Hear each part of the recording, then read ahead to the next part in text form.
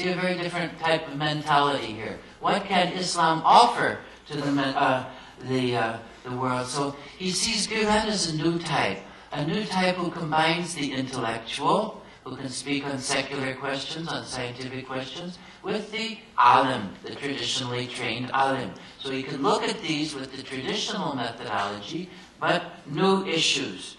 So he sees Gülen as what is he doing? He's trying to move past this impasse, and he's trying to bring the whole question of Islam or religion, faith in civil society in modern Turkey into a new way of speaking. And then he concludes by saying, in Fethullah Gülen's approach to issues of state, politics, and governance, he is opening the door to a dialogue between civil Islam and statutory society. But then he doesn't go into that. He says that's a topic for another paper. So we'll have to wait to the next Congress to see what the answer is. Then we move to the Fontenot's paper. Now their concern is, how does Fethullah Gülen legitimize Islam, or legitimize Sufism? Well, the first question is, why do you have to legitimize Sufism?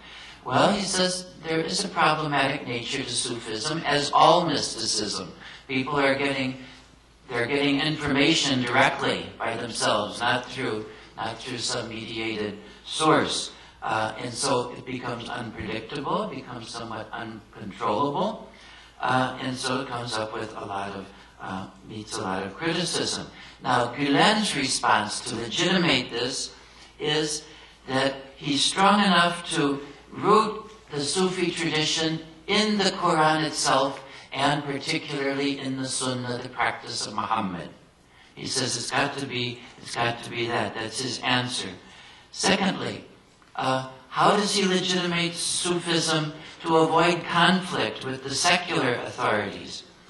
Well, his answer is what he calls Turkishness, or Turkish nationalism. He's saying Turkish Islam has always been Sufi-oriented. He's also non-political, much less political, much less strong, you might say, in this than say Nursi. We all remember his famous statement, "A'udhu billah min ash-shaytan wa siyasa." I take refuge in God from Satan and from politics. So he doesn't. He's not as strong as that. He doesn't attack politics. He just says our movement is not political. Is not interested in that. I should say as a footnote, I get a bit nervous about the phrase. I don't really agree with it. That Gülen, one of the features of his speaking is he's a Turkish nationalist, or Turkish nationalism.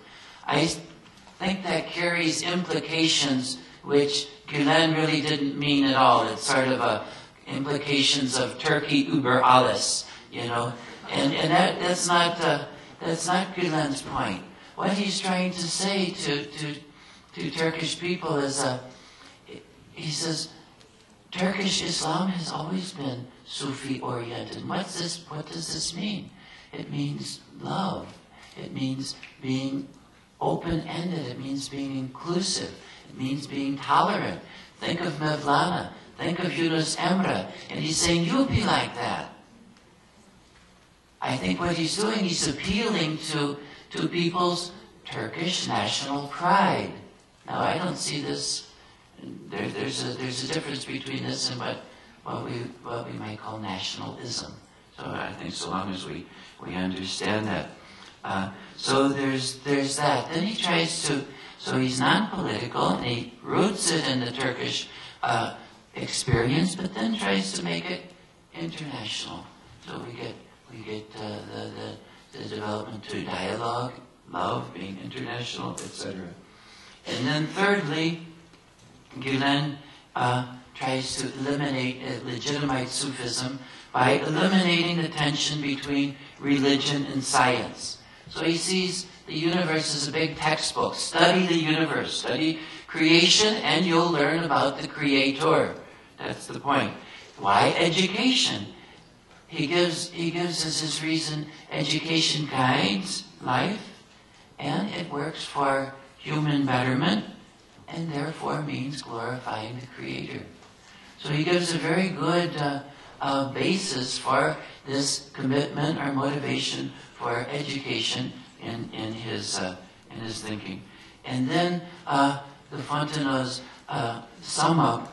How does Gülen's approach differ from traditional Sufism? Well, one, obviously, this has been mentioned by a number of the groups, no institutional